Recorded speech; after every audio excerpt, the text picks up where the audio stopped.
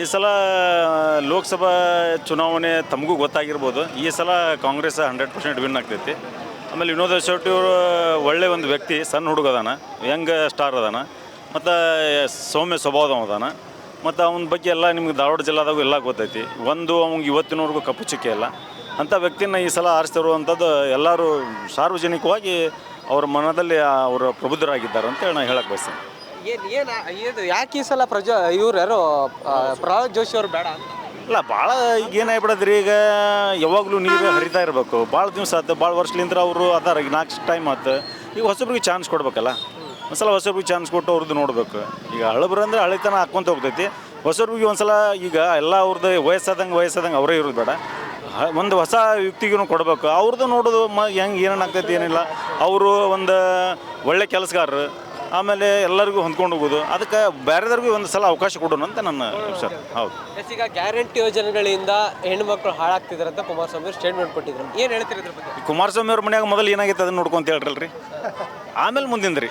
ಕುಮಾರಸ್ವಾಮಿ ಅವ್ರ ಮನ್ಯಾಗ ಮೊದಲು ಏನಾಗೈತೆ ಅಂತ ಅವ್ರದ್ದು ಫಸ್ಟ್ ನೋಡ್ಕೊಂತ ಹೇಳ್ರಿ, ಆಮೇಲೆ ನಮಗೆ ಬಾ ಅಂತ ಹೇಳ್ರಿ. ಅವರು ಮಹಿಳೆಯರು ಹಾಳಾಗಕತ್ತಿಲ್ಲ, ಅವ್ರ ಮನ್ಯಾಗ ಏನೈತೆ ಅನ್ನೋ ಪರಿಸ್ಥಿತಿ ನೋಡ್ರಿ. ಅವರು ಕರ್ನಾಟಕ ಕಪ್ಪು ಚುಕ್ಕಿ ತರುವಂಥ ಮಹಿಳೆಯರಿಗೆ ಮಾಡತ್ತಾರ, ಅದು ದೊಡ್ಡ ತಪ್ಪು. ತಮ್ಮ ಮನೆಯೊಳಗೆ ತಾವು ಹಾಳು ಮಾಡೋದಂಥ ವಿಷಯ ಇಟ್ಕೊಂಡು ಆ ಕರ್ನಾಟಕದ ಎಲ್ಲ ಮಹಿಳೆಯರಿಗೆ ಹಚ್ಚಿದ್ರೆ ಅಂದ್ರೆ ಮಹಿಳೆಯರು ಭಾಳ ಉಗ್ರ ಹೋರಾಟ ಮಾಡುವಂಥ ಪರಿಸ್ಥಿತಿ ಬಂದು ಹೋಗ್ತೈತಿ. ಹಾಂ, ಹೌದು. ಈಗ ಅವ್ರ ಅವ್ರು ಈಗ ಹೇಳಿಬಿಟ್ರೆ ಅವ್ರು ನೀನೆ ನನಗೆ ರೇವಣ್ಣವ್ರಿಗೆ ನನ್ನ ಫ್ಯಾಮ್ಲಿಗೆ ಅವ್ರ ಫ್ಯಾಮ್ಲಿಗೆ ಸಂಬಂಧ ಇಲ್ಲ ಅಂತ. ಇಷ್ಟು ವರ್ಷ ಸಂಬಂಧ ಇದ್ದು ಎಲ್ಲ ತಮ್ಗೆ ಹೆಂಗೆ ರಾಜಕೀಯವಾಗಿ ಬೇಕಂಗೆ ಬೆಳೆಸ್ಕೊಳಕ್ಕೆ ಎಲ್ಲ ಅನುಕೂಲ ಅವ್ರಿಗೆಲ್ಲರೂ ಬೇಕಾಗಿತ್ತು. ಈಗ ಎಲ್ಲ ಅವ್ರು ತಮ್ಮ ಮನೆಯೊಳಗೆ ಪ್ರಾಬ್ಲಮ್ ಆಗಿದ್ದಕ್ಕೆ ನಾವು ಬೇರೆ ಅವರ ಬೇರೆ ಅಂತಂದ್ರೆ ಅದು ಯಾವ್ದು ಕರ್ನಾಟಕ ಜನತೆ ಅಲ್ಲೂ ಭಾರತ ರಾಷ್ಟ್ರ ಜನತೆ ಆದರೂ ಯಾರೂ ಒಪ್ಪೋದಿಲ್ಲ. ಈಗ ಮಹಿಳೆಯರ ಬಗ್ಗೆ ಅವಹೇಳನಕಾರಿ ಮಾತಾಡಕತ್ತಿಂದಂದ್ರೆ ಅವ್ರ ಅರೆಸ್ಟ್ ಆಗೋ ಮಟನೂ ಇದು ಹೋರಾಟ ಇರೋದು. ಹೌದು.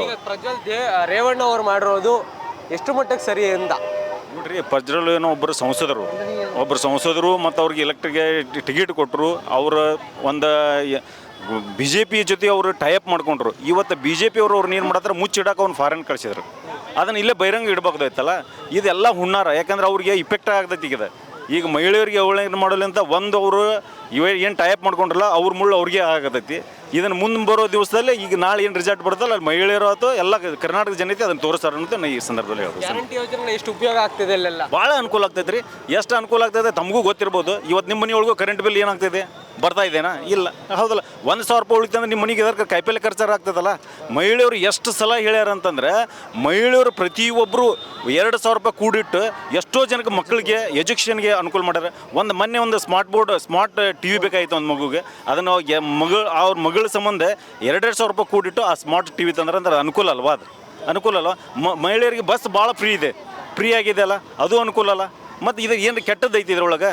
ಈಗ ಸಪೋಸ್ ಎಲ್ಲ ಪ್ರತಿಯೊಬ್ಬರು ನಾವೇನು BJP ಅವ್ರದ್ದು ಕರೆಂಟ್ ಬಿಲ್ ಏನಾರ ಬಿಟ್ಟೇವೆ, BJP ಮಹಿಳೆಯರಿಗೆ ಏನಾರ ನಾವು 2,000 ರೂಪಾಯಿ ಹಾಕೋದು ಬಿಟ್ಟಿವಿ. ಸಾರ್ವಜನಿಕ ಪಕ್ಷಾತೀತವಾಗಿ ಎಲ್ಲ ಪ್ರತಿಯೊಬ್ಬರು ಮನೆಗೂ ಕಂಪಲ್ಸರಿ 2,000 ರೂಪಾಯಿ ಯುವ ನಿಧಿ ಪ್ರತಿಯೊಂದು ಗ್ಯಾರಂಟಿ ಬರ್ತದೆ. ಹೌದು, 100% ತಲುಪಿದೆ. ನೋಡ್ರಿ, ಎಲ್ಲ ಪ್ರತಿಯೊಂದು 99% ನಾವು ರೀಚ್ ಆಗಿದ್ದೇವೆ. ನಾವು ಆಲ್ರೆಡಿ ಗ್ಯಾರಂಟಿ ಕಾರ್ಡ್ ಕೊಡ್ತಾ ಇದ್ದೇವೆ. ಆ ಗ್ಯಾರಂಟಿ ಕಾರ್ಡ್ ಒಳಗೆ ನಾವು ಹಂಗೆ ಸುಮ್ಮ ಬೋಗಸ್ ಕೊಡ್ತಾ ಇಲ್ಲ.